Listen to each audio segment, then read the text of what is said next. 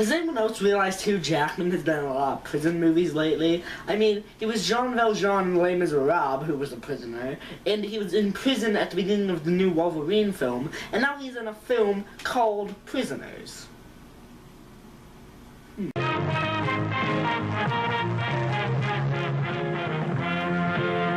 Anna? Joy? Wait, I checked the entire house. They're not here. Dad, there was this RV, and they were playing on it. We thought there was someone inside. You wait here. And welcome to my review of Prisoners, starring Hugh Jackman, Jake Gyllenhaal, Paul Dano, and Terrence Howard. I was looking forward to Prisoners. I thought it looked like a good movie, but this film is just so great. It is fantastic. I love it. But anyway, why do I love it? Well, I'll tell you by getting into the acting, which is by far the strongest part of this film. The performances in this movie are spectacular. Jake Gyllenhaal becomes the character of Officer Loki. Whenever I saw that character on screen, I never thought of him as Jake Gyllenhaal. I never ever saw Jake Gyllenhaal. All I saw was Officer Loki. And I love Hugh Jackman as well. Hugh Jackman plays the father of one of the girls who gets kidnapped, and you see he plays this. Oh, he's so great. It's hard to even explain. He plays him with such an intense voice. You believe every word coming out of his mouth. You believe that this is really his daughter, just by the way he portrays it. And also that could go into the writing too, but I'll get to that in a moment. Paul Dano is also incredible as this really creepy character who you never know which way he's going to go. You never know how to feel about this guy. You don't, and he plays it perfectly.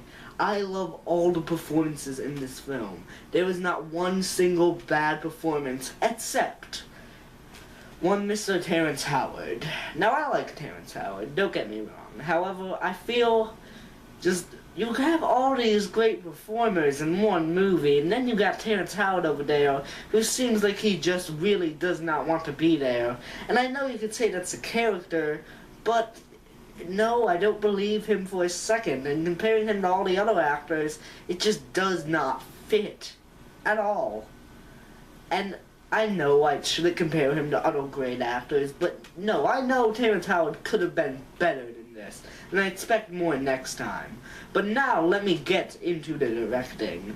The director of this film manages to make you feel like you are reading a really good mystery novel. It makes you feel as if you are a part of Officer Loki's quest to find out the mystery and find out where the girls are. That allows you to sort of go along your own journey, trying to figure it out as you go along with these characters. And that actually does take away some of the more predictable elements for it, because it almost feels like it was intentional. And not to mention, the cinematography is just gorgeous. Every scene just, oh, so great. My two favorites would definitely have to be a scene with a rear view mirror where you see a man walking in the rain, and oh my gosh, that scene perfectly sets the tone of the whole mystery novel vibe. And also a car chase near the end of the film. I will not say much more than that, but just spectacular.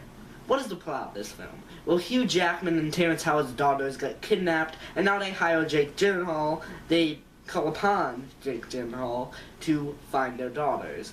But once actually, I'm not going to go any farther. I was getting into spoiler territory. Now, I want to talk about the two main leads in particular right now, because I don't think one is supporting and one is supporting to another. I feel like both of these men have a shot at the Best Actor nomination. However, I would have to lead towards Gyllenhaal on that one. Now, I would like to say that I can sympathize with both of these men. You both see where both characters are coming from. You see where Gyllenhaal is coming from, but you also see where Jackman is coming from. Gyllenhaal is just trying to find out the way the law wants it to. However, Jackman is trying to figure it out by his own means that may or may not be exactly ethical.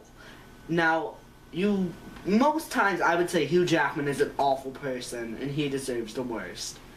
But considering how Jackman plays him and how real he is written, you feel so sad for this guy. You feel sad for a lot of characters in this movie. One in particular I did not expect to feel sad for in the slightest. But they just play him so realistically, and it's written so real. All these characters feel like people I could see walking down the street in real life. So that makes it more easier to sympathize towards them and want them to succeed, no matter how cruel their methods of finding these girls are.